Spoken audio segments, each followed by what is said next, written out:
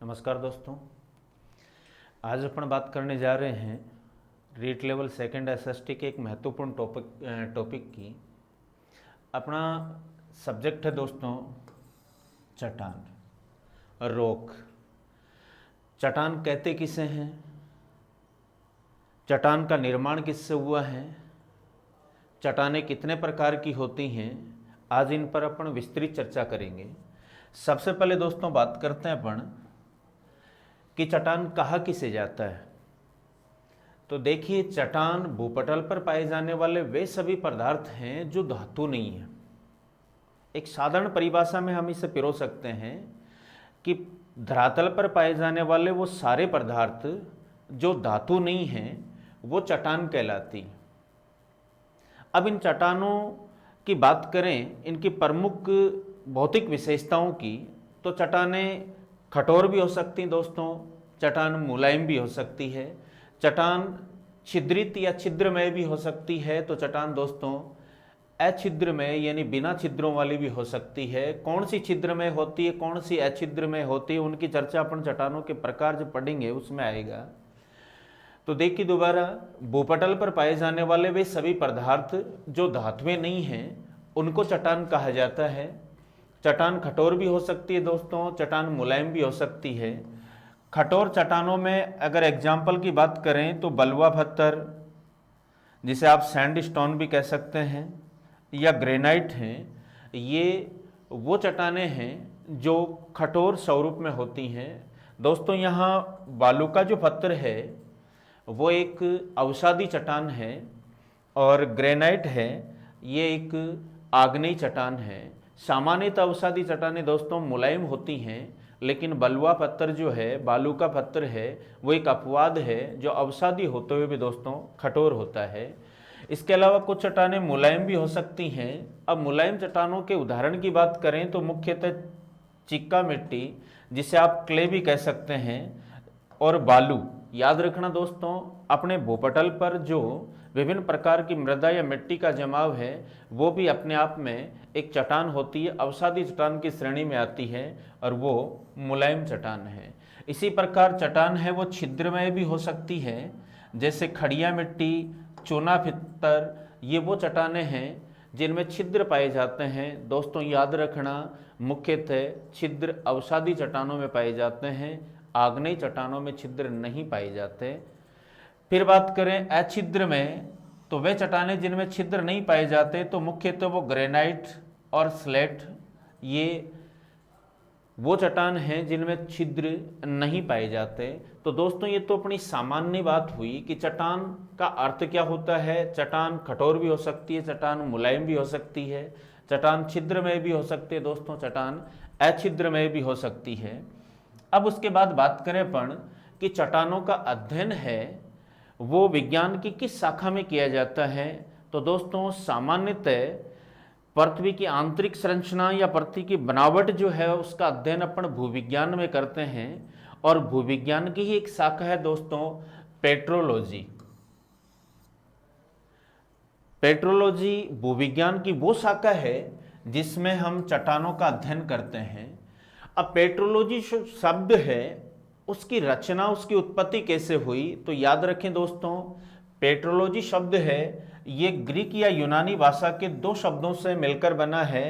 एक है पेट्रियोस और एक है लॉजी या लोगोस। दोस्तों पेट्रियोस का अर्थ होता है चट्टान या पत्थर, और लॉजी या लोगोस का अर्थ होता है अध्ययन या विषय, अर्थात वह विषय जिसमें चट्टानों का अध्ययन किया जाता है उस विषय को दोस्तों पेट्रोलॉजी कहते हैं। और ये पेट्रोलॉजी किसकी शाखा है, तो दोस्तों ये भूविज्ञान की शाखा है। अगर अपन बात करें कि जो पृथ्वी है उस पृथ्वी को बनाने में चट्टानों का योगदान कितना % है, हालांकि दोस्तों अपने जो 8 ग्रह हैं उनमें से जो अपने आंतरिक ग्रह हैं जैसे पृथ्वी है, बुध है, शुक्र है और मंगल है, ये चट्टानी ग्रह हैं क्योंकि इनका निर्माण चट्टानों से हुआ है। पृथ्वी जो है वो प्रमुख चट्टानी ग्रंथ है, और पृथ्वी के निर्माण में चट्टानों का जो योगदान है दोस्तों वो कितना है अक्सर पूछ लिया जाता है। तो याद रखें, पृथ्वी के निर्माण में चट्टानों का योगदान 95% है। अब उससे आगे अपन बात करें तो बात आती है कि चट्टानों का निर्माण किससे होता है। तो दोस्तों चट्टानों का निर्माण है वो खनिजों के सम्मिश्रण से या खनिजों के समूह से होता है। अब प्रश्न आता है कि क्या पृथ्वी पर पाए जाने वाले सभी खनिज हैं वो चट्टानों के निर्माण में अपनी महत्वपूर्ण भूमिका निभाते हैं, उनकी अपन चर्चा करेंगे।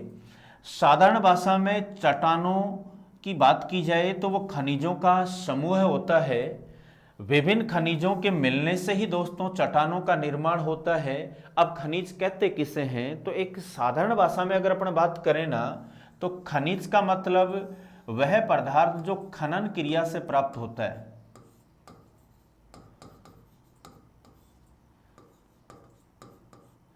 खनन क्रिया से प्राप्त पदार्थ जो होता है दोस्तों उसी को खनिज कहा जाता है।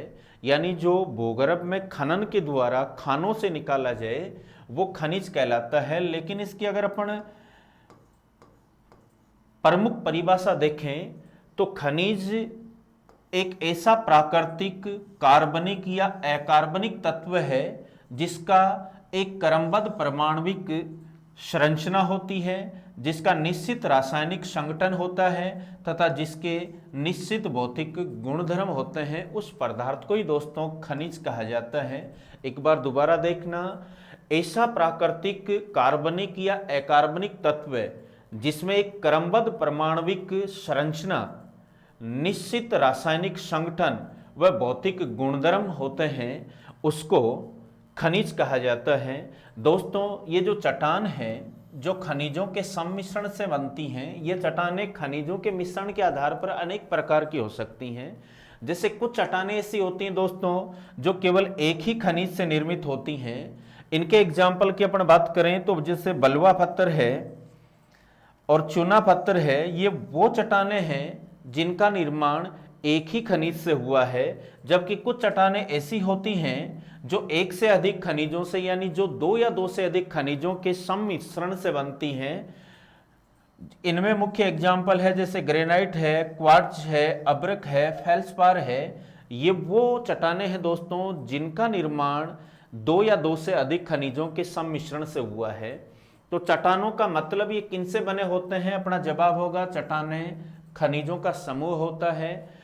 ये खनिजों के मिलने से ही इनका निर्माण होता है। खनिज उस प्राकृतिक कार्बनिक अकार्बनिक तत्व को कहा जाता है जिसमें एक क्रमबद्ध परमाणविक संरचना, निश्चित रासायनिक संगठन व भौतिक गुणधर्म पाए जाते हैं, उसको खनिज कहते हैं। साधारण भाषा में अपन ने बात की, खनिज का मतलब वो पदार्थ जो खनन क्रिया द्वारा प्राप्त किया जाता है।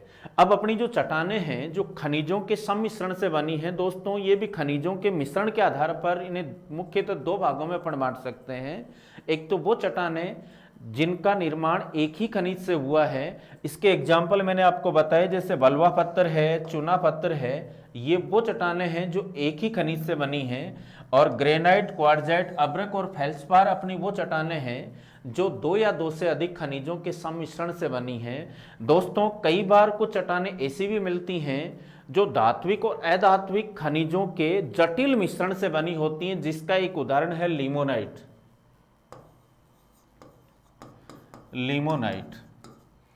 लिमोनाइट वो चट्टान है जो धात्विक और अधात्विक खनिजों के जटिल मिश्रण से बनी है। अब इसके बाद अगर अपन बात करें तो वो खनिज कौन से हैं जो चट्टानों के निर्माण में महत्वपूर्ण भूमिका निभाते हैं। तो दोस्तों वैसे तो अपनी प्रकृति में पृथ्वी के ऊपर कुल खनिज लगभग 2000 से अधिक पाए जाते हैं, लेकिन याद रखना चट्टानों के निर्माण में इन सभी खनिजों का योगदान नहीं होता। इन 2000 में से 24 खनिज ऐसे होते हैं जो चट्टानों के निर्माण में महत्वपूर्ण भूमिका निभाते हैं। दोस्तों उन्हीं 24 खनिजों को चट्टान निर्माणकारी खनिज या यूं कह सकते हैं फॉर्मेटिंग मिनरल्स कहा जाता है। अब ये जो चट्टान निर्माणकारी खनिज हैं इनकी संख्या को लेकर अगर प्रश्न पूछा जाता है अक्सर कि चट्टान निर्माणकारी खनिजों की कुल संख्या कितनी है, तो दोस्तों ये संख्या 24 है। जबकि अपनी पृथ्वी पर लगभग कितने खनिज खोजे जा चुके हैं, तो 2000 से भी अधिक खनिजों की खोज की जा चुकी है। अब ये जो 24 अपने चट्टान निर्माणकारी खनिज है ना, इनको अपन रासायनिक संगठन के आधार पर 4 समूह में बांट सकते हैं। सिलिकेट समूह है, एक धात्विक ऑक्साइड समूह है, एक होता है दोस्तों कार्बोनेट समूह है, और एक है सल्फाइड समूह है। कई बार प्रश्न आ जाता है कि चट्टान निर्माणकारी खनिजों को रासायनिक दृष्टि से मुख्यतः कितने समूहों में बांट सकते हैं, तो दोस्तों वो 4 प्रमुख समूह हैं। याद रखना, इन चट्टानों के निर्माण में सबसे ज्यादा भूमिका इनमें से सिलिकेट समूह के खनिजों की होती है, और उन सिलिकेट समूह के खनिजों में मुख्यतः एक तो आपका फेल्सपार है, अब्रक है और क्वार्टजाइट है। याद रखना, इनमें से भी अगर अपन बात करें तो सबसे महत्वपूर्ण भूमिका वाले 2 खनिजों की बात की जाए तो वो फेल्सपार और दोस्तों क्वार्ट्ज हैं, जो मुख्यतः पाए जाते हैं। धात्विक ऑक्साइड खनिजों की बात करें तो दोस्तों लोहे के एस्क के रूप में आपने पढ़ा होगा हेमेटाइट, मैग्नेटाइट, ये धात्विक ऑक्साइड समूह के खनिज हैं, बॉक्साइट। इसी प्रकार कार्बोनेट समूह के खनिजों की बात करें तो कैल्साइट और डोलोमाइट जो हैं वो कार्बोनेट समूह के जो प्रमुख खनिज चट्टान निर्माणकारी खनिज हैं उनका उदाहरण है। सल्फाइड समूह में पाइराइट और गैलेना, जैसा आपको पता है गैलेना शीशा जस्ते का संयुक्त अयस्क है। ये किस समूह का खनिज है, तो दोस्तों ये सल्फाइड समूह का खनिज है। तो मोटे तौर पर अपन कह सकते हैं कि जो चट्टान निर्माणकारी खनिज हैं इनको मुख्यतः 4 समूह में बांटा जाता है, और उनमें सबसे ज्यादा योगदान सिलिकेट समूह का, उसके बाद योगदान ऑक्साइड व कार्बोनेट समूह का, और फिर आता है आपके सल्फाइड समूह का। यानी प्रधान भूमिका इनमें से कौन से समूह की है, तो दोस्तों अपना जवाब होगा सिलिकेट समूह की है। याद रखना, ये चट्टान निर्माणकारी खनिज भी 24 हैं, लेकिन इनमें से भी अगर मुख्यतः अपन बात करें तो 6 खनिज जो है ना वो प्रधान रूप से चट्टानों में पाए जाते हैं। और वो 6 खनिज हैं कौन से, जैसा मैंने अभी यहाँ पर आपसे बात की कि सबसे प्रधान भूमिका सिलिकेट खनिजों की है, और उसमें भी सबसे ज़्यादा मात्रा फेल्सपार या क्वार्ट्ज की पाई जाती है। तो दोस्तों वो 6 प्रमुख खनिजों में 2 तो आपके हो गए, एक तो फेल्सपार, एक हो गया आपका क्वार्टजाइट, एक है अब्रक, एक है ओलिवीन, एक है एम्फीबॉल्स, और एक है दोस्तों पाइरोक्सिन। दोबारा देखना, इनको आपको समरी करते हुए चलना है। पृथ्वी के ऊपर कुल खोजे गए खनिज 2000 या उससे ज्यादा, इनमें से चट्टानों के निर्माण में भूमिका निभाने वाले 24, जिनको कहा जाता है चट्टान निर्माणकारी खनिज। इन 24 खनिजों को कितने समूह में दोस्तों, 4 समूह में। सिलिकेट समूह है, इसको आप धात्विक ऑक्साइड समूह भी कह सकते हैं। तीसरा कार्बोनेट समूह है, और चौथा है दोस्तों सल्फाइड समूह है, जिनके एग्जाम्पल आपने पढ़े। इन 24 में भी प्रधान रूप से कौन कितने खनिज पाए जाते हैं, तो दोस्तों वो 6 खनिज हैं, और वो 6 खनिज कौन कौन से हैं, फेल्सपार, क्वार्ट्ज, अब्रक, ओलिवीन, एम्फीबॉल्स और पाइरोक्सिन। और इनमें भी सबसे ज्यादा की बात की जाए तो वो 2 हैं आपके फेल्सपार और क्वार्टजाइट। अब सवाल ये आता है कि ये पृथ्वी पर जो 2000 से अधिक खनिज हैं, इन खनिजों का मूल स्रोत क्या है, इनका मुख्य स्रोत क्या है, तो दोस्तों खनिजों का मूल स्रोत है वो पृथ्वी के धरातल के नीचे पाया जाने वाला पदार्थ, तरल तप्त पदार्थ मैग्मा है। अक्सर पूछ लिया जाता है ये प्रश्न भी कि पृथ्वी पर पाए जाने वाले खनिजों का मूल स्रोत क्या है, तो अपना जवाब होगा धरातल के नीचे पृथ्वी के भूगर्भ में पाया जाने वाला तप्त तरल पदार्थ मैग्मा है, वो इन खनिजों का मूल स्रोत है। अब उसके बाद अगर अपन बात करें आगे, तो बात आती है कि जो पृथ्वी की संपूर्ण प्रॉपर्टी है, इस संपूर्ण प्रॉपर्टी के निर्माण में सबसे ज्यादा भूमिका अगर अपन बात करें तो 8 तत्वों की है दोस्तों। ये 8 तत्व संपूर्ण भूप्रॉपर्टी का 98.59% भाग है, वो इन्हीं 8 तत्वों से मिलकर बना है। कई बार प्रश्न आ जाता है कि पृथ्वी की संपूर्ण भूप्रॉपर्टी में सर्वाधिक मात्रा में पाया जाने वाला तत्व कौन सा है, तो दोस्तों वो आपको सामने दिखाई दे रहा है, ऑक्सीजन है। वो पृथ्वी की भूप्रॉपर्टी में सर्वाधिक मात्रा में पाया जाने वाला, संपूर्ण भूप्रॉपर्टी में सर्वाधिक मात्रा में पाया जाने वाला तत्व है, जो 46.6% मात्रा रखता है। दूसरा प्रमुख तत्व सिलिकॉन है जो 27.7%। तीसरा एल्यूमिनियम है जिसकी मात्रा दोस्तों 8.13% है। उसके बाद चौथा लोहा है जो लगभग 5%। पांचवा कैल्शियम है दोस्तों जो लगभग 3.63% है। छठवां सोडियम है जो 2.83% इसका योगदान है। सातवां पोटेशियम है जिसका योगदान संपूर्ण प्रॉपर्टी के निर्माण में अपना 2.59% है। मैग्नीशियम आठवां तत्व है जिसका भूप्रपट्टी के निर्माण में योगदान दोस्तों 2.09 है। अब याद रखें दोस्तों, कई बार इन 8 प्रमुख तत्वों का आरोही या अवरोही क्रम पूछ लिया जाता है कि भूप्रपट्टी के निर्माण में जिन प्रधान तत्वों का योगदान है उनका निम्न में से सही आरोही क्रम क्या है या सही अवरोही क्रम क्या है। दोस्तों याद रखना, आरोही क्रम का मतलब होता है बढ़ती हुई मात्रा, बढ़ती हुई मात्रा। तो वह युग्म जिसमें बढ़ती हुई मात्रा को प्रदर्शित किया गया है वो वहाँ पर आरोही क्रम होगा, और जहाँ घटती हुई मात्रा में प्रदर्शन है तो इसका मतलब वो अवरोही क्रम है।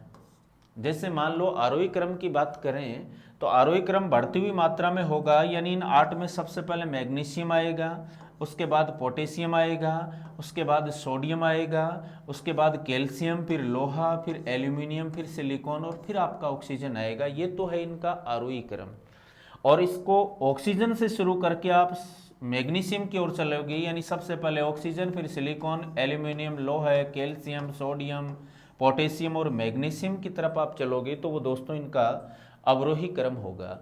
अब इनके बाद भी अगर अपन 8 के बजाय 10 तत्वों की बात करें तो दोस्तों जो पृथ्वी का शेष 1.41% भाग है वो बाकी तत्वों से मिलकर बना है, और उनमें भी सबसे ज़्यादा मात्रा टाइटेनियम की होती है। यानी 9वां पर प्रधान खनिज अगर बात करें तो वो टाइटेनियम है, और 10वां प्रधान खनिज है तो दोस्तों वो हाइड्रोजन है। इसके अलावा जो शेष भाग है टाइटेनियम और हाइड्रोजन के अलावा मैग्नीज है, फास्फोरस है, कार्बन है, सल्फर, क्लोरीन, बेरियम, निकेल, सोना, चांदी, तांबा, पारा आदि तत्वों से मिलकर बना हुआ है।